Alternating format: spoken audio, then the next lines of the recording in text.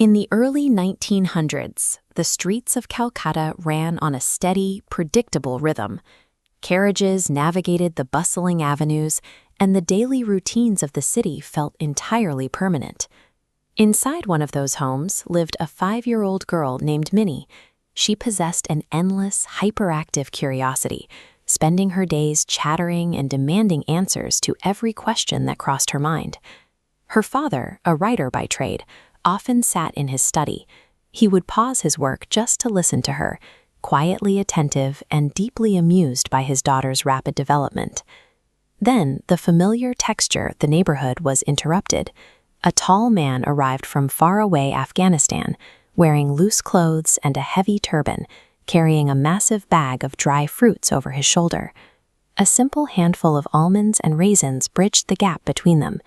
Minnie's initial hesitation melted away, replaced by shared, innocent laughter that cemented a very unlikely friendship. A daily ritual took hold. The Kabuliwala, whose real name was Rahmet, would visit Minnie to trade dry fruits for her fantastical stories. But he had a hidden motivation. Rahmet saw his own little girl, left behind in the mountains of Afghanistan, entirely reflected in Minnie's wide-eyed curiosity. Minnie's father experiences his daughter's growth continuously, logging new memories every day. But Rahmet's experience of his own daughter is completely frozen in the past. Despite standing on opposite ends of society, both men are anchored by the identical, quiet vulnerability of loving a little girl who is changing with every passing day. That peaceful rhythm eventually broke.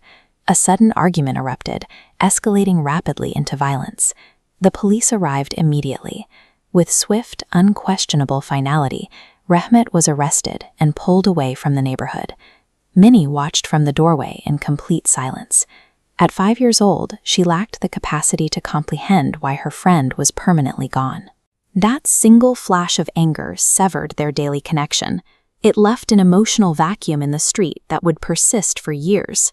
From there, time executes a relentless, uncaring progression. Seasons cycle through Calcutta, and the years pile up without hesitation. Minnie's hyperactive childhood fades out. She gradually matures, trading her endless questions for the quiet reserve of a young woman. While she evolves with every passing season, Rahmat sits in a prison cell. He has absolutely no new memories to replace the old ones. Time is actively stealing the childhood years from both fathers. One father is losing his daughter slowly to the natural process of growing up. The other is robbed of those years entirely.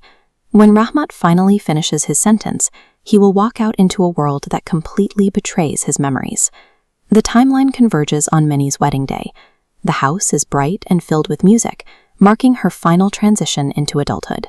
Her father watches the preparations with a quiet, heavy grief, fully aware that her life as his little girl is officially over. Suddenly, an exhausted figure appears at the door. Rahmet, heavily aged by his incarceration, has returned with eager anticipation to see his young friend. He steps inside and sees her. He finds a quiet, distant bride, entirely unrecognizable from the playful child he left behind. The illusion he survived on in prison instantly shatters. If Minnie has grown into an adult, the daughter he left in Afghanistan has also grown up without him, replaced by a stranger.